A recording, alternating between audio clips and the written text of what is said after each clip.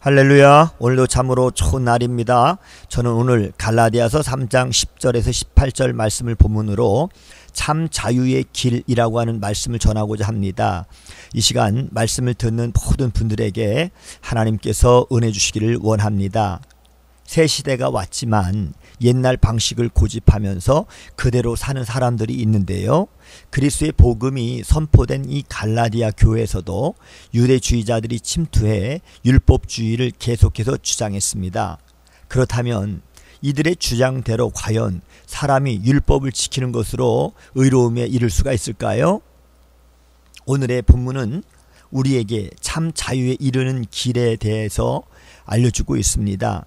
율법을 쫓는 자들은 율법의 지배 아래 있기에 율법책에 기록된 모든 일을 행해야 의로워질 수가 있는 것입니다. 그러나 오늘 본문 11절에 보면 율법을 통해서 의로워질 인간은 단 한 사람도 없다라고 분명하게 말씀하고 있는데요.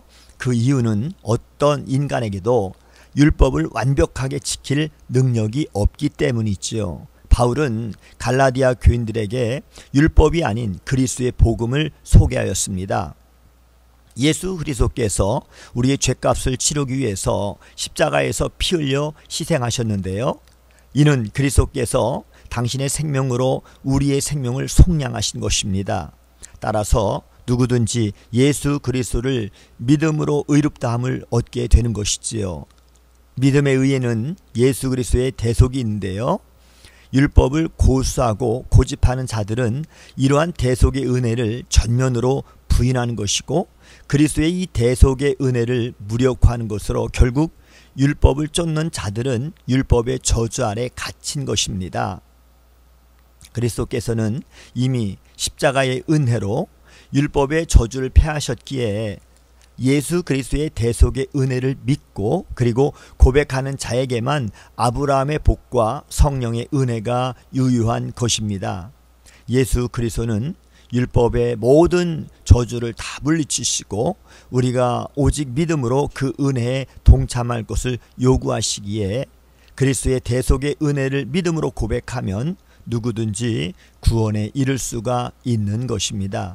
하나님은 예수 그리스도를 통해서 아브라함과의 약속을 실현하셨는데요.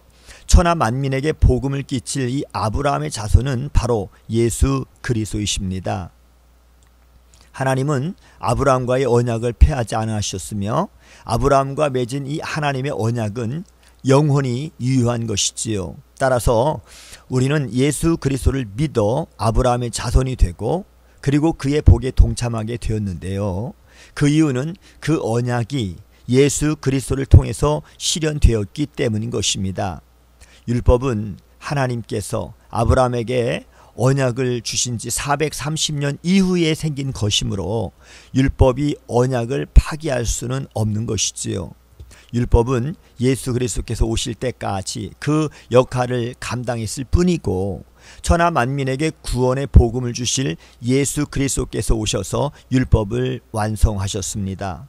따라서 우리가 의롭게 되는 길은 그리스도의 복음을 믿는 것이며 그 복음을 통해서 우리는 아브라함이 약속을 받은 이 복에 참여할 수가 있는 것입니다.